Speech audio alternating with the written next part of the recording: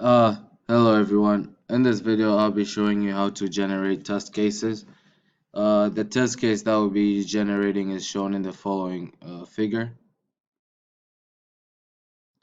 Alright, as you can see, we got two files, file A and file B.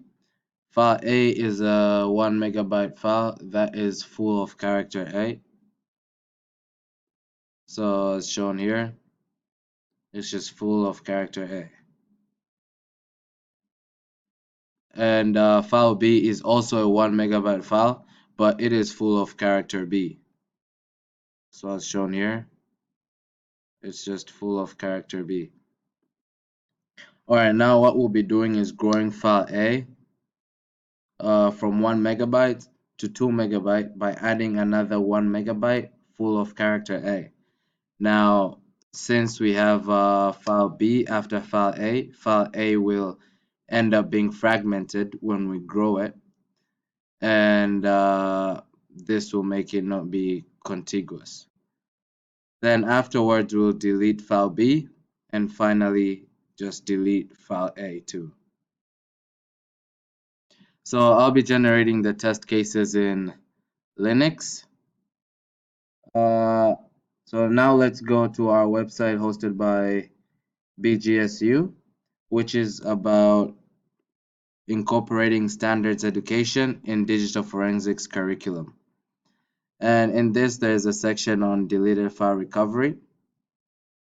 Now, when you come to process, number one is generating test cases.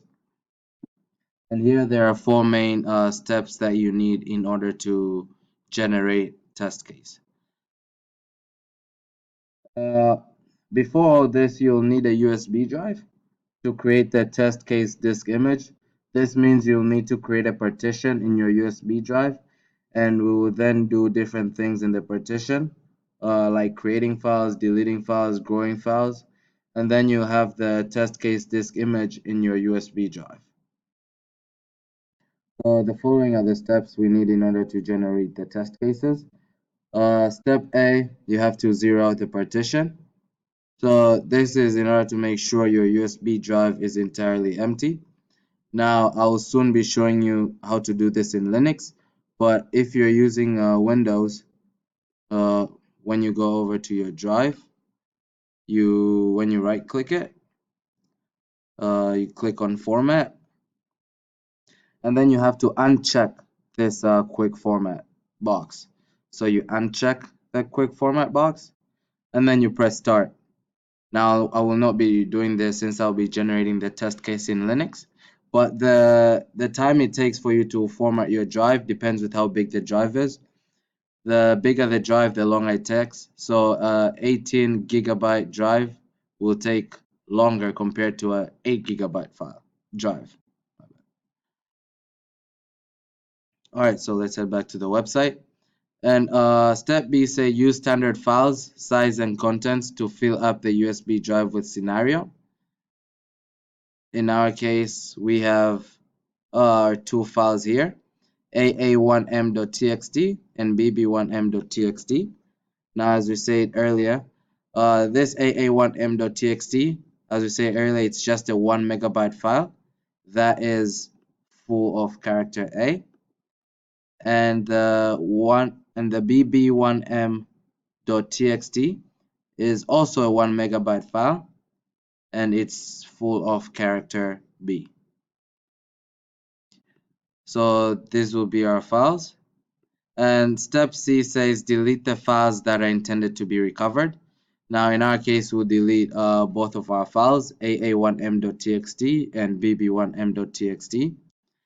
And then we'll delete these files by using the rm command. And finally, step D is you create raw disk image of a partition using the dd tool. Now the dd tool will make a copy of the partition and have so that you can have the test case disk image. All right, so let's head back to Linux. We'll be generating the test case. Now, as you can see, we have a results folder, and this is where we'll place our raw disk image after we recover it, after we generate it. But as you can see, this folder right now is empty. And when you, as you can see here in files, sorry. As you can see here in files, I have my USB drive and it has a bunch of partitions. So I'll be using one of the partitions to create the scenario. Okay, so open our terminal.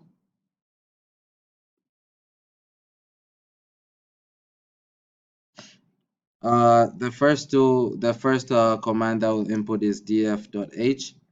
Now, what this command does is it gives you a list of all the partitions that are available. Now, as you can see, I have a bunch of partitions in here, but the partition that I'll be using is uh, device SDB5. Okay, so step A was to zero out the partition, and we'll use this dd command.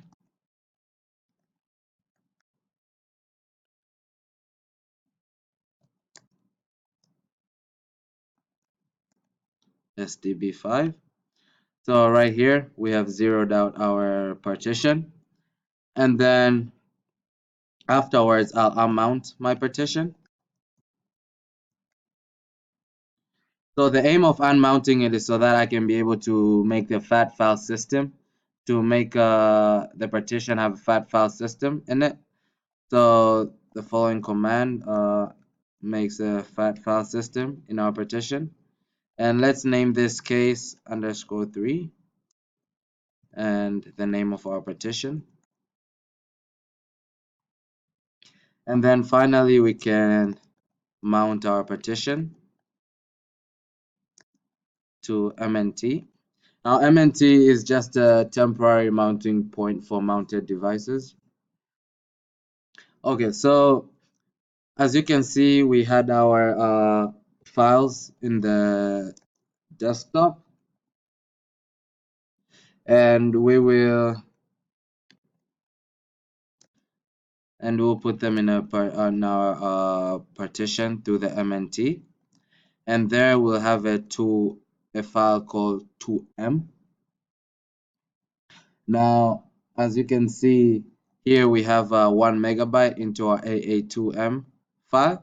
But the aim is so that we can grow it later and make it 2 megabytes as shown in the figure before. So, and then we can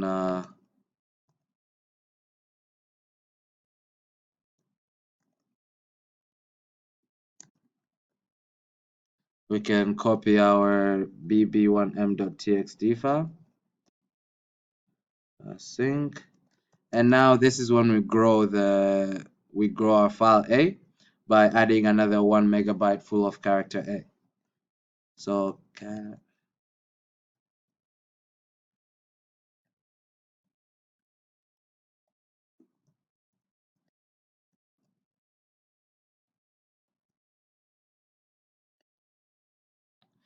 all right, so now after doing all this and growing our file A, we're right here in this scenario. And the next step will be to remove our files. So we'll delete file B and then delete file A. So let's delete our file B.